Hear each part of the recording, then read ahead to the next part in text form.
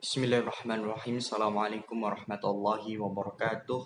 Eh, izin memperkenalkan diri, saya Anik Aljuman, mahasiswa jurusan Hukum Tata Negara kelas HTN 4A dengan induk nomor induk mahasiswa 1203030022. Dosen pengampu mata kuliah Hukum Konstitusi Bapak Lutfi Fahrul Rijal SSYMH.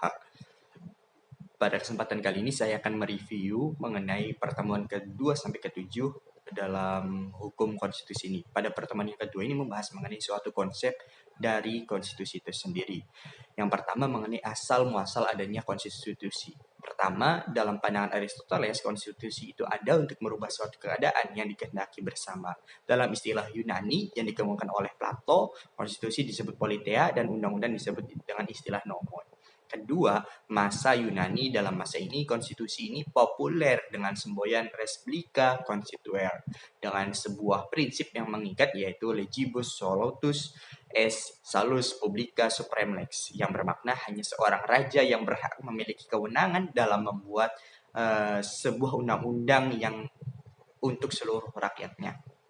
Ketiga, pada masa Romawi ya, pada masa Romawi ini lahir sebuah konstitusi dipelopori oleh kaum gerejawan yang memiliki sebuah kitab kanonik ataupun aturan gereja, sehingga pada masa itu aturan yang dibuat hanya untuk kepentingan pribadi orang gereja, bukan kepentingan masyarakat ataupun kepentingan umum masyarakat luas. Yang keempat ada dari Inggris ya, pada masa ini muncul istilah Constitution of Clarendon tahun 1164 yang berbicara mengenai kewenangan ataupun aturan batasan kewenangan gereja dengan masyarakat, istilah ataupun gereja dengan kaum bangsawan.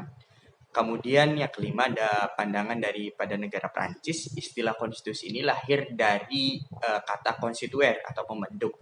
Keenam, Belanda. Istilah konstitusi ini lahir dari kata grondwet atau aturan dasar dalam sebuah negara. Selanjutnya mengenai pandangan ahli hukum mengenai konstitusi ini, dalam pandangan Van Apeldoorn, beliau membedakan antara istilah grondwet tertulis itu berbeda dengan istilah konstituen ataupun tidak tertulis. Kedua, Herman Heller berpendapat mengenai konstitusi ini dalam tiga hal. Pertama, mengenai ide di politics Verfassung als Wixet ataupun yang bermakna cerminan kehidupan, kultur ataupun budaya politik masyarakat kota. Kedua, mengenai kesatuan kaidah yang hidup dalam masyarakat kota. Ketiga, tertulis dalam naskah. Kemudian selanjutnya dalam pandangan yang dikemukakan oleh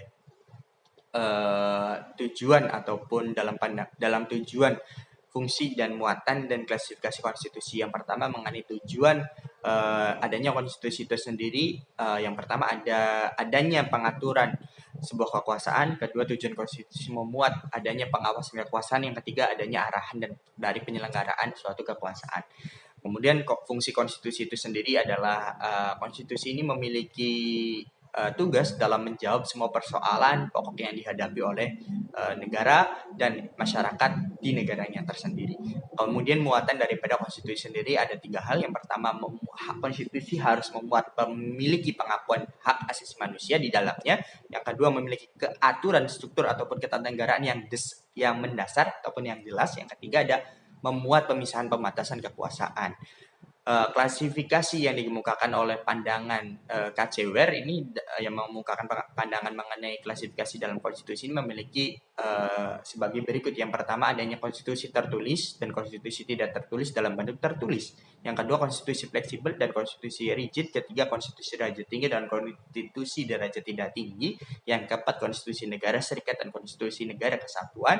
Yang kelima ada klasifikasi konstitusi pemerintahan presidensial dan pemerintahan parlementer.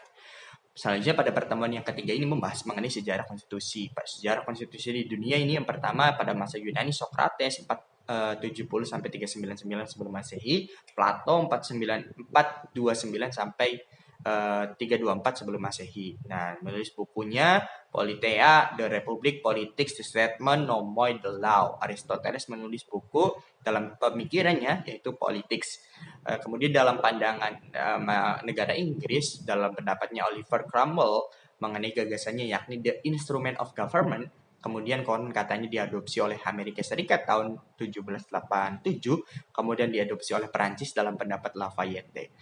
Kemudian istilah konstitusionalisme, yakni negara yang menggunakan hukum konstitusi dalam berbagai kegiatan kenegaraannya. Kemudian dalam pandangan negara Inggris juga, konstitusi ini merupakan Constitution of Clarendon yang digaungkan oleh Raja Henry yang kedua, dengan isinya adalah pembatasan kewenangan peradilan gereja. Kemudian ada Magna Carta juga, konstitusi atau dikenal dengan istilah Constitution Libertatis ya, yang berisi tuntutan oleh kaum bangsawan mengenai transparansi dan interpretasi daripada terhadap raja.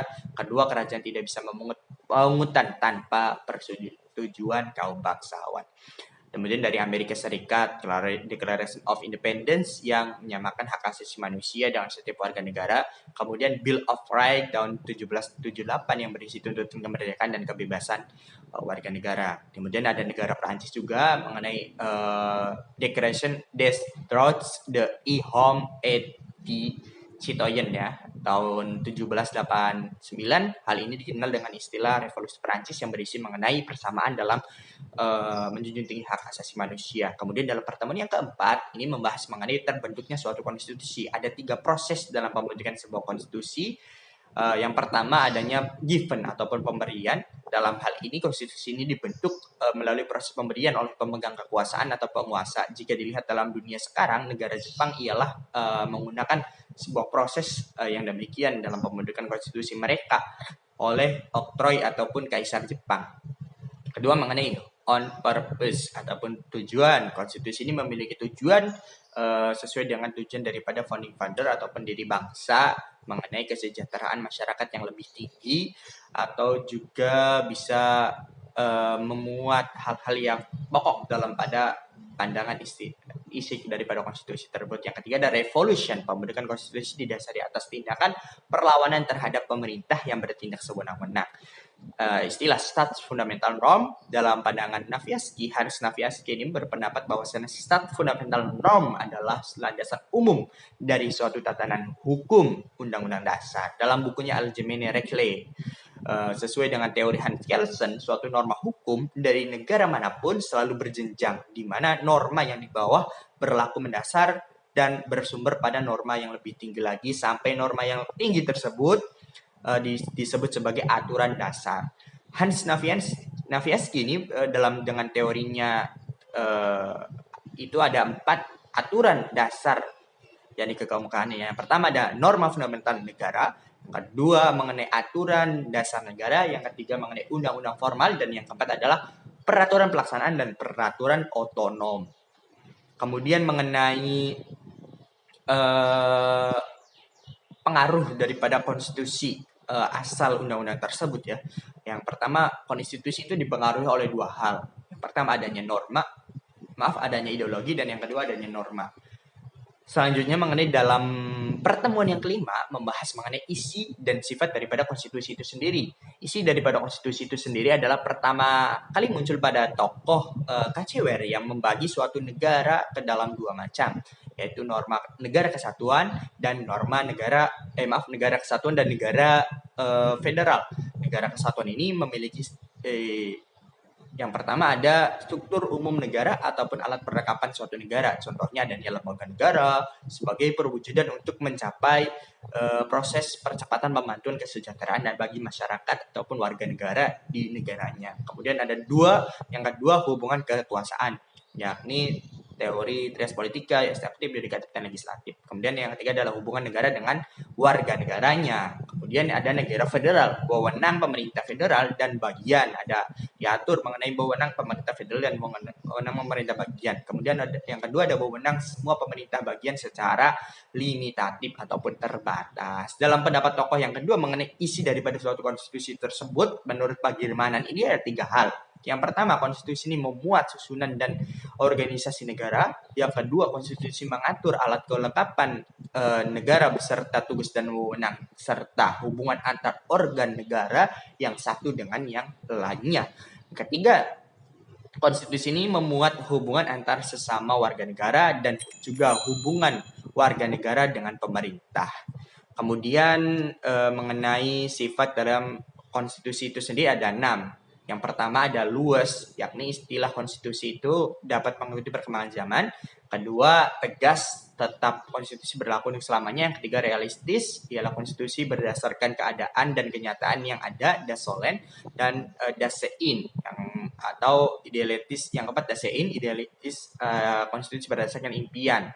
Yang kelima, konservatif, ialah konstitusi dapat mempertahankan nilai fundamental suatu negara. Dan yang keenam adalah progresif, ialah konstitusi dapat menjadi daya penyesuaian pada perkembangan masyarakat. Kemudian dalam pertemuan yang ke-6 ini membahas mengenai nilai-nilai daripada konstitusi itu sendiri. Dalam pandangan Carlo Weinstein, nilai-nilai yang terkandung dalam konstitusi ada 3. Yang pertama ada nilai normatif, artinya nilai tersebut merupakan suatu penerimaan muatan-muatan konstitusi tersebut di dalam suatu masyarakat. Sehingga konstitusi ini merupakan hal murni yang berasal dari masyarakat. Dengan demikian akan menimbulkan konsekuen ataupun komitmen dari masyarakat itu sendiri dalam menaati, menjunjung tinggi nilai-nilai normatif yang ada dalam konstitusi itu tersebut. Kemudian yang kedua mengenai nilai nominal. Nilai nominal ini nilai nominal konstitusi itu sendiri berbicara mengenai batasan-batasan yang ada dalam menjalankan roda pemerintahan di negara tersebut. Artinya nilai nominal ini merupakan suatu batasan terhadap kekuasaan setiap lembaga ataupun institusi negara. Yang ketiga ada nilai semantik. Nilai semantik ini merupakan nilai-nilai yang dijalankan dengan penuh tetapi hanyalah sekedar memberi petunjuk, formalization saja dari tempat yang ada untuk melaksanakan suatu kekuasaan politik. Selanjutnya mengenai pertemuan yang ke-7 atau yang terakhir ini membahas mengenai perubahan daripada konstitusi. Yang pertama, cara merubah konstitusi itu adalah terjadinya revolusi atau gerakan total yang dilakukan oleh warga negara dalam merumuskan kembali konstitusi tersebut. Kemudian yang kedua, perubahan arti dari kalimat yang tetap. Yang ketiga ada perubahan formal, yakni perubahan redaksi teks. Yang keempat ada keputusan hakim. Yang kelima ada kebiasaan konstitusi. Kemudian dalam mendorong perubahan konstitusi sendiri ada yang pertama ada melalui perkembangan peradaban, revolusi industri ataupun dengan perkembangan iptek ya. Ilmu pengetahuan teknologi ini juga bisa mempengaruhi ataupun negara bisa memfasilitasi teknologi tersebut di dalam konstitusi. Kedua ada perang, terjadinya kondisi perang yang tidak memungkinkan dalam situasi darurat ini bisa melatar belakangi terjadinya perubahan konstitusi. Kemudian ada yang ketiga ada krisis ekonomi atau krismon ya. Jadi salah satu faktor konstitusi karena guna mempercepat pemulihan ekonomi nasional. Yang kelima, yang keempat ada negara kesejahteraan dan yang kelima ada pandangan masyarakat. Kemudian mengenai amandemen formal, yang pertama ada konstitusi bersifat kaku atau rigid dengan tujuan konstitusi. Yang kedua ada konstitusi dirubah dengan pertimbangan yang matang. Ketiga, kesempatan terbuka dalam menyampaikan pendapat oleh masyarakat luas. Keempat, ada negara yang menganut sistem federal perlu memerlukan persetujuan dari negara bagian. Yang kelima, hak individu dan hak masyarakat tetap harus dilindungi oleh konstitusi. Cara perubahan konstitusi oleh lembaga legislatif, yang pertama, fixed quorum of members and qualified vote 50% plus 1. Dua, pembubaran legislatif dan diikuti pemilu. Ketiga, sidang gabungan. Yang keempat, ada oleh rakyat melalui referendum. Yang kelima, dalam negara federal dilakukan oleh sebagian besar negara bagian. Yang keenam, oleh suatu badan khusus. Nah, bentuk-bentuk perubahannya ini bisa yang pertama ada penggantian atau renewal, hanya merubah redaksi yang multitafsir saja. Yang keempat ada perubahan amandemen dengan maksud untuk menambah ketentuan, mengurangi ketentuan, dan mengubah ketentuan. Demikian apabila terdapat kekeliruan dalam penyampaian video penjelasan mengenai semua materi yang telah disajikan, mohon bimbingannya Bapak, mohon maaf. Wassalamualaikum warahmatullahi wabarakatuh. Selamat Hari Raya Idul Fitri.